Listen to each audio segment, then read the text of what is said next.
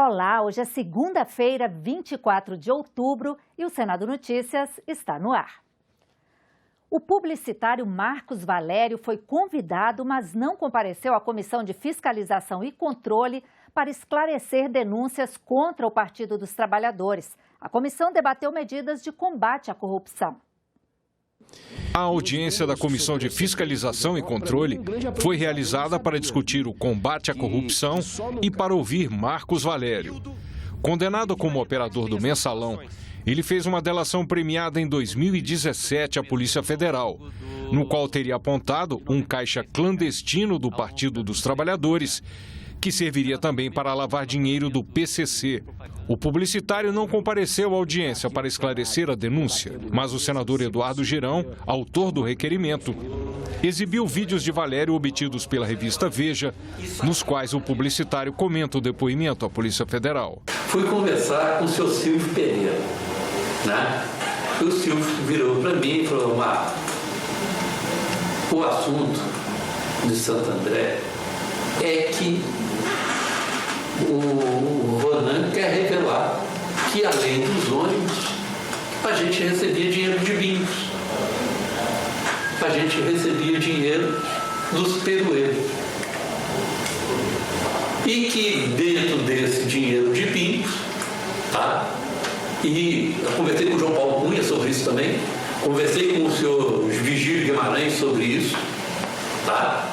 E que, além disso, no dinheiro dos bingos, os bingos estariam lavando dinheiro do crime organizado. O ministro da Controladoria Geral da União explicou o que o governo tem feito para prevenir a corrupção. Um exemplo claro, nós verificamos que a maioria das fraudes ocorridas no INSS eram iniciadas a partir de denúncias. E o próprio INSS e a INSS não tinham um canal de denúncia específico. O canal ficava no Ministério da Economia, visto que o INSS era vinculado ao Ministério da Economia.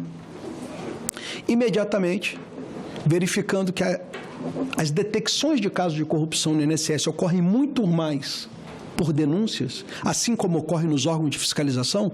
Quando você tem um órgão de fiscalização, como a CGU, como a Receita, a probabilidade de fraude ela é muito maior, porque o fiscal está lá na ponta, através de denúncias que vem. Então, você tem que fortalecer o canal de denúncia. Então, a gente vai estudando qual é a principal fraude que aquele órgão está exposto, principal tipologia de corrupção, e implementamos controles voltados para esse problema. O senador Stevenson Valentim perguntou sobre a transparência das emendas de relator, que ficaram conhecidas no caso do orçamento secreto. As emendas de relator que estão lá em transparência, realmente não se sabe o nome do parlamentar, não se tem hoje, mas pelo menos se tem completo para onde ela foi e onde foram os recursos. O senador Girão falou sobre o consórcio Nordeste, que atuou na compra de respiradores durante a pandemia. O consórcio Nordeste, que comprou 300 respiradores de forma antecipada,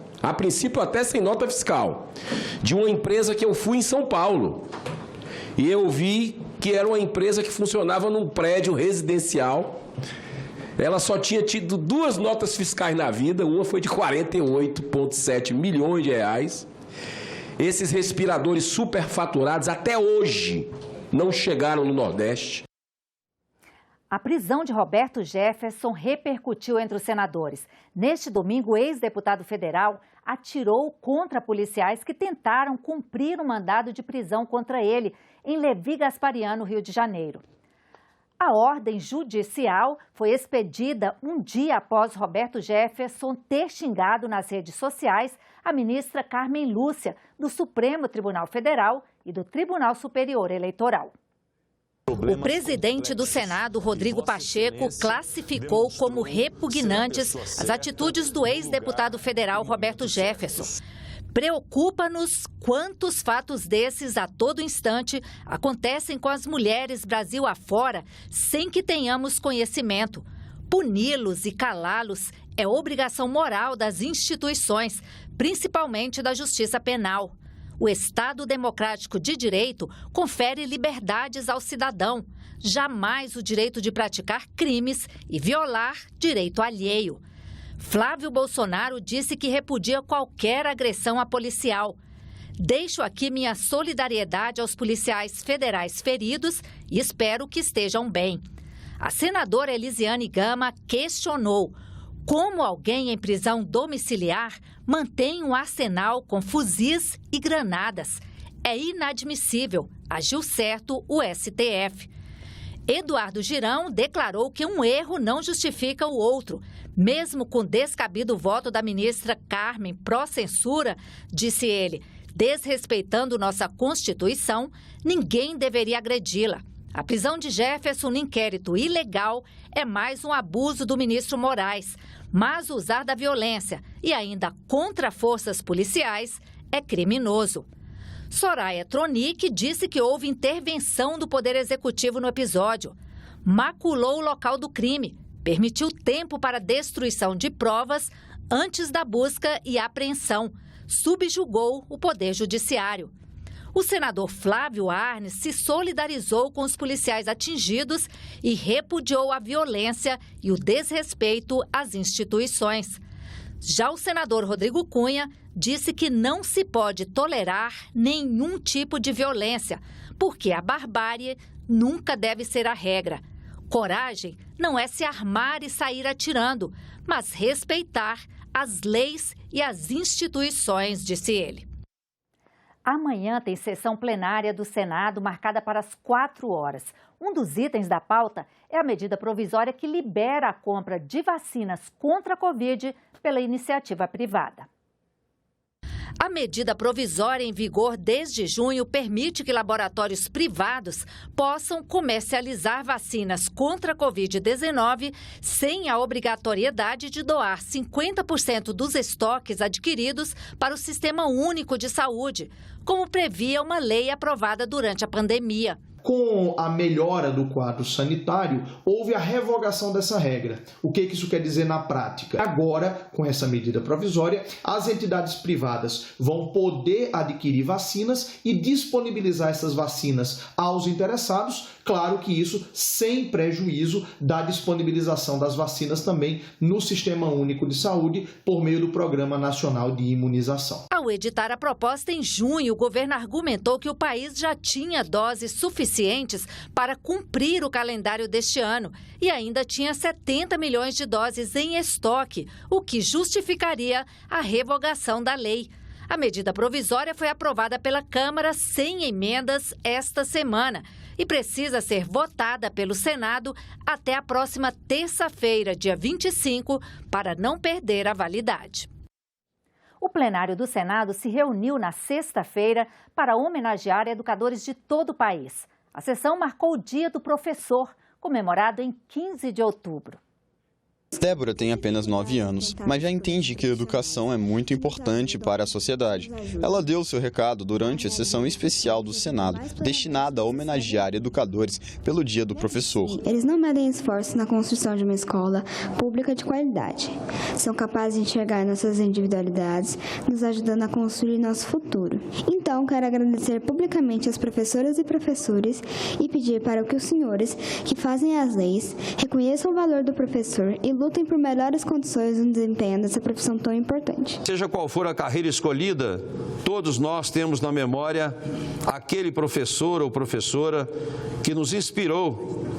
E essa inspiração nos tempos de estudante se traduz na escolha e na condução da vida profissional. O ministro da Educação participou da cerimônia. Ele disse que a pasta está levando às escolas públicas iniciativas que, a médio e longo prazo, poderão transformar a qualidade do ensino no país. Começando com a alfabetização.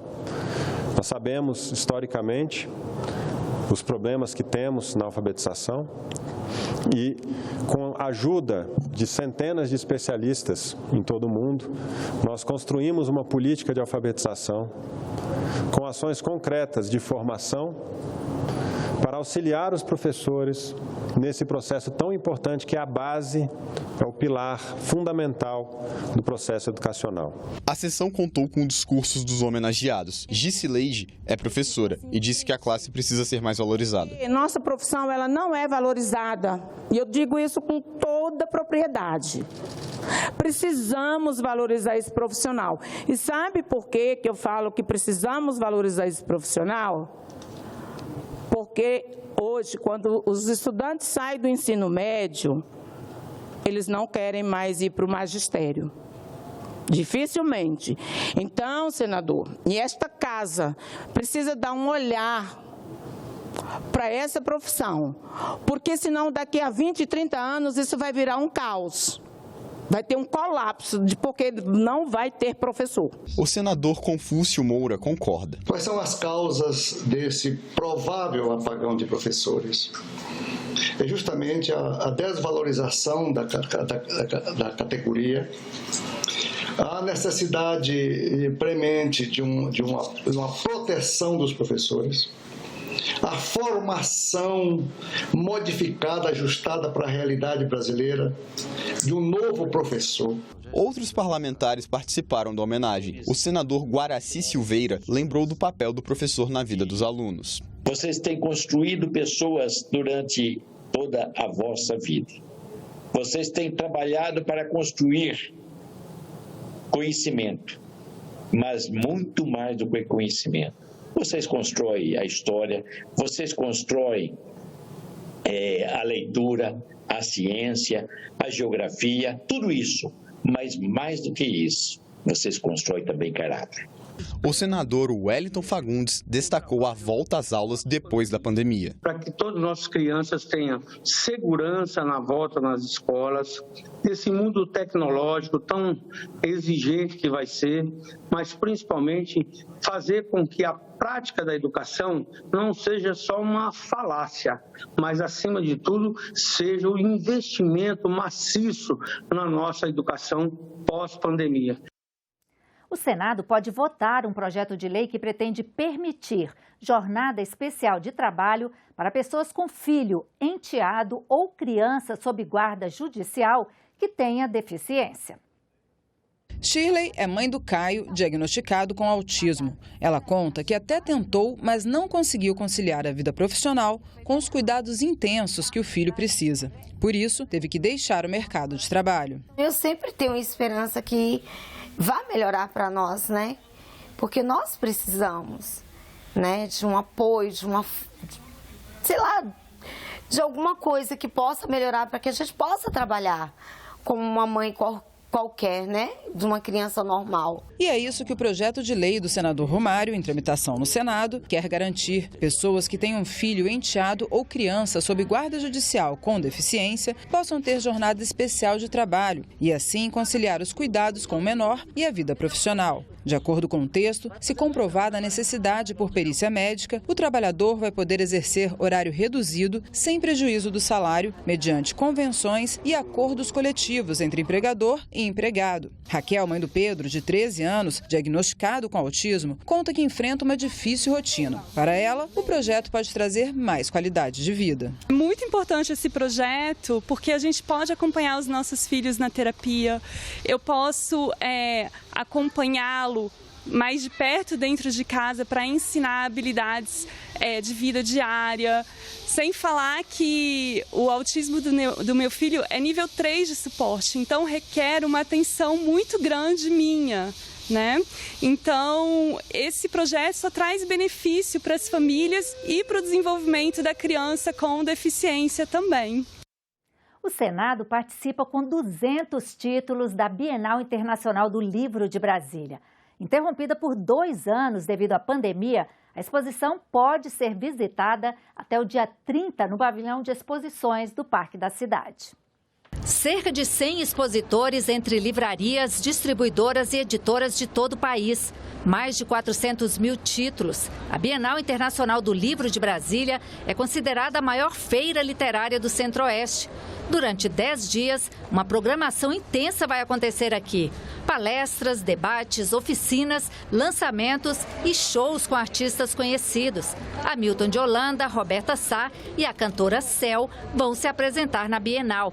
A expectativa da organização é de que a Bienal receba cerca de 1,5 milhão de visitantes e movimente em torno de 11 milhões de reais. E quem vier à Bienal vai poder conhecer um pouco da produção editorial do Senado. Cerca de 200 títulos do catálogo da Livraria do Senado estão expostos aqui nesse estande e podem ser comprados a preço de custo.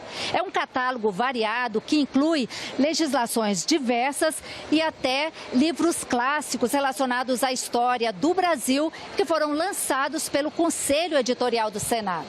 Entre as obras, a versão mais atualizada da Constituição e lançamentos recentes, como o livro A Infanta Carlota Joaquina, escrito na década de 30 por Cecília Moncorvo Bandeira de Melo, que usava o pseudônimo de Chrysanthème. O livro é um romance histórico que desconstrói a imagem da esposa de Dom João VI e rainha consorte do Reino de Portugal. É o 9º volume da coleção Escritoras do Brasil, coordenada pela Biblioteca do Senado Federal. Chrysanthème é o pseudônimo de uma escritora e na década de 1930 ela escreveu um livro explicando, mudando o conceito que a Carlota Joaquina tinha com a opinião pública brasileira, de uma megera, de uma pessoa irascível, que não era agradável de se viver. Mas, na verdade, era uma pessoa à frente do seu tempo, era uma mulher à frente do seu tempo.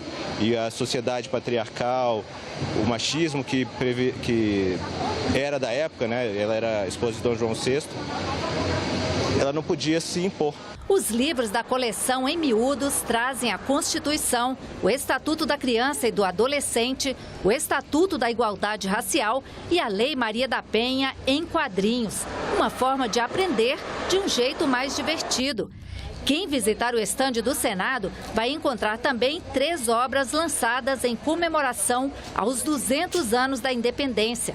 A politização nas ruas, projetos de Brasil e ação política nos tempos de regências, de Marcelo Basile, para além da ilicitude, o cotidiano de pessoas comuns a partir de documentos da Inquisição Portuguesa, de Ronaldo Manuel Silva, e Vozes do Brasil, a linguagem política na independência, organizado por Heloísa Starling e Marcela Teles Eliane de Lima. Além de livros, os visitantes também poderão ver no estande do Senado réplicas de documentos históricos que fazem parte do acervo do Senado, como a Lei Áurea, que aboliu a escravidão em 1888, as versões mais antigas da Constituição brasileira, o livro de posse assinado por todos os presidentes e vice-presidentes do Brasil, além da coleção Arquivo S, o Senado na História do Brasil, produzido em parceria com a comunicação do Senado. A nossa participação é uma tentativa de democratizar e dar acesso à população ao conhecimento que é produzido na casa. Tanto o legislativo, que é a nossa atividade principal, mas também relacionado à história e cultura do Brasil, à atividade legislativa propriamente dita, de processo legislativo de fato. Então nós temos livros técnicos produzidos por pessoas da casa. O Tribunal de Contas da União deve se manifestar neste começo de semana sobre pedido de suspensão temporária do empréstimo consignado no Auxílio Brasil. A representação foi feita na semana passada pelo subprocurador-geral da República junto ao Tribunal de Contas da União, Lucas Furtado. Esse é o assunto da coluna Economia com a jornalista Antônia Márcia Vale. Na sexta-feira, a área técnica do TCU se manifestou contra a suspensão imediata dos empréstimos consignados no Auxílio Brasil, que estão sendo feitos pela Caixa Econômica Federal.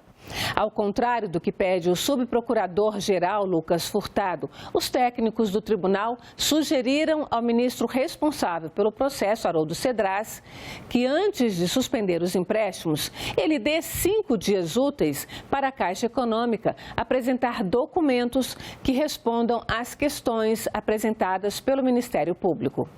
Em seu pedido, o representante do MP alega textualmente que as ações para implantar o empréstimo consignado se deram com, abre aspas, agilidade inesperada e muito provavelmente de maneira assodada, fecha aspas.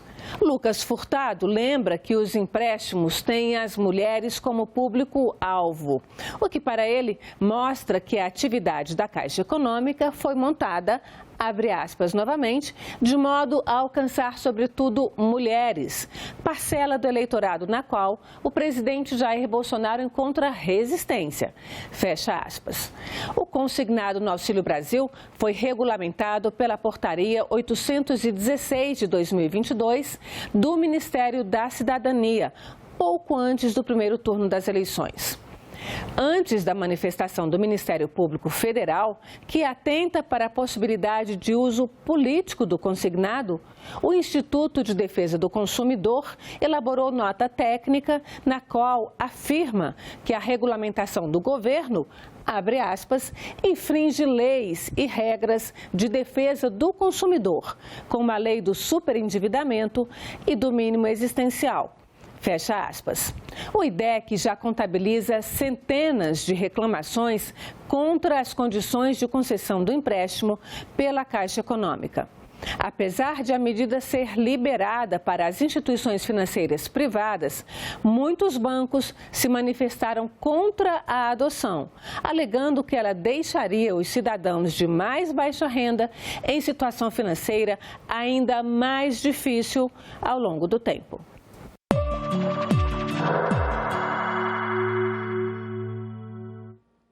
Apenas 12 partidos e federações conseguiram superar na votação para a Câmara dos Deputados as exigências previstas na cláusula de barreira.